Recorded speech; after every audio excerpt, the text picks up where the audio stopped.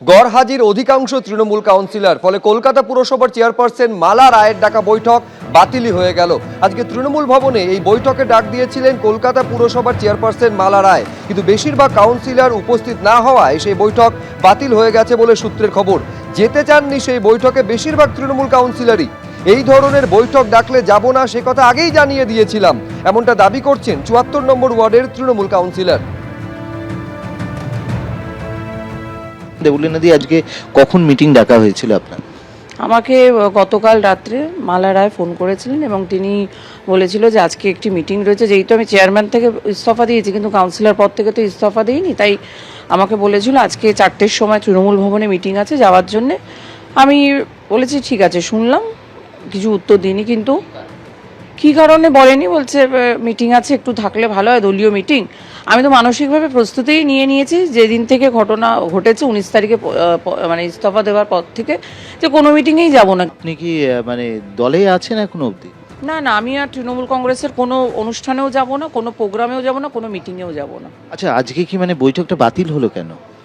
বাতিল হলো কী কারণে জানি না, কিন্তু আমি মানসিকভাবেই যেদিন আমার প্রথম ইস্তফাটা দিয়েছি সেদিন থেকে আমি ঠিক করে নিয়েছি এই যে চাপিয়ে দেওয়া রাজনীতি, মানে আমি ভুল সেটা আমি বিশ্লেষণ করব না, কিন্তু অন্যায়ভাবে অন্য লোকের ওপর চাপিয়ে দেবো, এই চাপানো রাজনীতিটা কবে বন্ধ হবে? স্পষ্টভাবে কাউন্সিলর পদটা থেকেও হয়তো রেজিগনেশন দিয়ে দিতাম, কিন্তু একটা ভাইটাল টাইম যেই সময় এখন আমরা আসছি সেটা একদম মনসুনের দরজায়, এবং আপনারা গত সপ্তাহে দেখেছেন একটা প্রি মনসুনের মতন একটা ঝড় বৃষ্টির মতন হয়েছে, যেখানে আমার এই ওয়ার্ডটায় এত গাছপালা রয়েছে, একটু ঝড় বৃষ্টি হলেই গাছপালা পড়ে, সেদিনও অনেক গাছ পড়েছে। তো সেই কথাটা মাথায় চিন্তায় রেখে যে মানুষের যাতে দুর্ভোগ করতে না হয়, জনসাধারণ যাকে মানে তাদেরকে অসুবিধায় না পড়তে হয়, সেই চিন্তাভাবনা নিয়ে আমি পৌর প্রতিনিধির পদ থেকে ইস্তফা দিইনি। করে দিয়েছেন তো, পরবর্তী তাহলে কর্পোরেশন কি হবে কিছু আপনাদের মনে হয়? না, যেটা আইনে আছে আইনের মতন চলবে।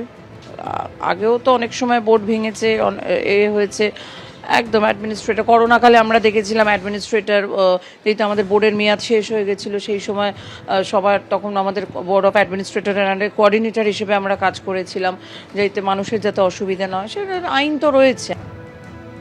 আপনারা জানেন যে মেয়র পদ থেকে ইতিমধ্যে ইস্তফা দিয়েছেন ফিরহাদ হাকিম। কলকাতা পুরসভার পুরো বোর্ড কেন ভেঙে দেওয়া হবে না তা নিয়ে 3 দিনের মধ্যে জবাব চাওয়া হয়েছে রাজ্য সরকারের তরফে। এই অবস্থায় কলকাতা পুরসভার চেয়ারপারসন মালা রায়ের ডাকা বৈঠক বাতিল হয়ে গেল। তার কারণ অধিকাংশ তৃণমূল কাউন্সিলর তারা গড় হাজির রইলেন।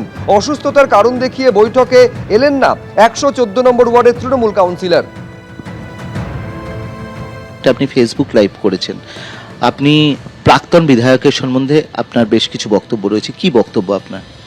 দেখুন, আপনারা সবাই জানেন প্রাক্তন বিধায়ক যিনি ছিলেন আমাদের এই টালিগঞ্জে, তিনি খুব সুদক্ষ রাজনীতিবিদ এবং মমতা বন্দ্যোপাধ্যায়ের খুব কাছের একজন মানুষ।